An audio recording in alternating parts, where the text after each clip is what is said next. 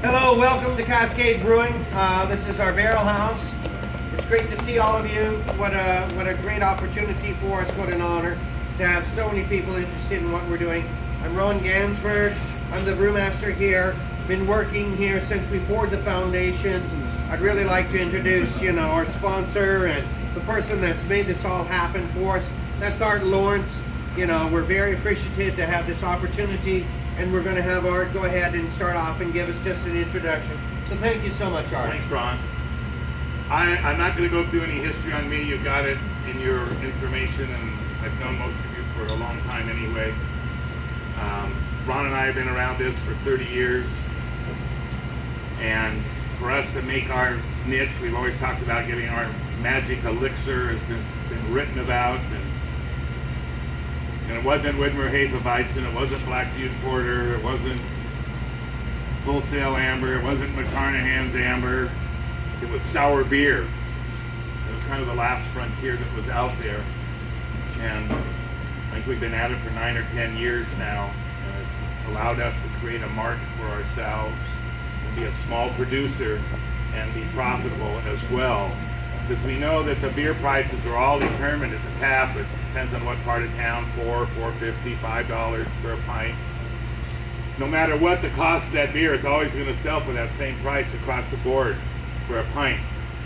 But being a small producer like us, I think we brewed 32 or 3,300 barrels last year. To go compete with the big boys that produce it at a lot less cost is difficult to do. So recognizing that, we decided we didn't want to be trying to go compete with the Widmer, Full Sail, Bridgeport, and all the other startup breweries. And we really only have 3 draft accounts other than ourselves right now. We have one account that comes and picks up our IPA, and then we have 2 other accounts. And they're both clubs that I like to go to. One of them's the Multnomah Athletic Club, and the other one's Mary's Club. Woohoo, Mary's! So we've kind of got a different business plan than what most breweries do. We want to try to serve on our premise and sell as much by the ounce rather than selling it by the pallet to the wholesalers.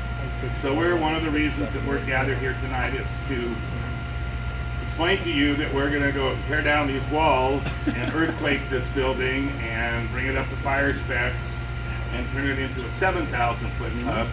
And this equipment all goes to our warehouse in Beaverton that we've had for about a year now, and Ron will talk a little bit about that. And when we get that done, we'll bring you all out there too.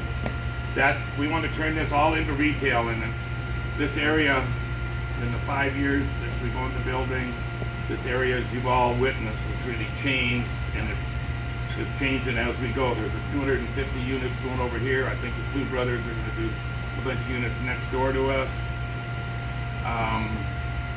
Of course, the Commons just opened. I think there's other breweries and distilleries coming to this area.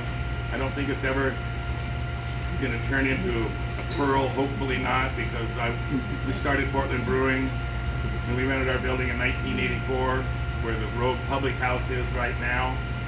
And you could have fired a cannon through that place in the mid-'80s and not hit anybody after 5 o'clock at night. And on the weekends, there was nobody there but transients going between getting free food and the freeway.